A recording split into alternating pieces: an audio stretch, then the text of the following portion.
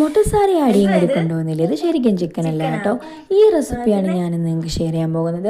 Hello എല്ലാവർക്കും സുഖമല്ലേ? അപ്പോൾ നമുക്ക് റെസിപ്പിയിലേക്ക് പോകാം. നല്ലപോലെ കഴുകി വൃത്തിയാക്കി എടുത്ത ഉരുളക്കിഴങ്ങ് നല്ലതുപോലെ ബോയിൽ ചെയ്യുക. കൂട്ടത്തിൽ 2 മുട്ട എടുക്കുന്നില്ലേ, അതെൻ്റെ മുട്ടസാറിനുള്ള മുട്ടയാണ് കേട്ടോ. അതിനുശേഷം ബോയിലായ ഉരുളക്കിഴങ്ങ് നല്ലതുപോലെ അരിഞ്ഞെടുക്കുക.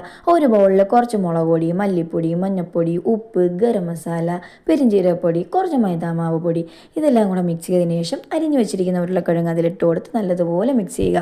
എന്നിട്ട് നല്ല ചൂട് എണ്ണയിലിട്ട് വറുത്ത് കോരിയെടുക്കുക. അതിനുശേഷം നല്ല തിക്കായിട്ടുള്ള മയോണീസില്ലേ, കുറച്ച് മധുരവും എരിയും ഉപ്പും ഒക്കെ ചേർന്നിട്ടുള്ള മയോണീസ്, എന്നിട്ട് അതിലിങ്ങനെ മുക്കി കഴിക്കുമ്പോഴല്ലോ എൻ്റെ പൊന്ന് സാറേ, പിന്നെ ചുറ്റുമുള്ളതൊന്നും കാണാൻ കഴിയില്ല. അമ്മാതിരി ടേസ്റ്റാണ്. നിങ്ങളും ട്രൈ ചെയ്തിട്ടുണ്ടായിരിക്കും. എൻ്റെ മുന്നിൽ കഴിച്ചിട്ട് നല്ല അഭിപ്രായമായിരുന്നു. അപ്പോൾ ഈ വീഡിയോ ഇഷ്ടപ്പെടുകയാണെന്നുണ്ടെങ്കിൽ നിങ്ങൾ സബ്സ്ക്രൈബ് ചെയ്യുക. ഇനി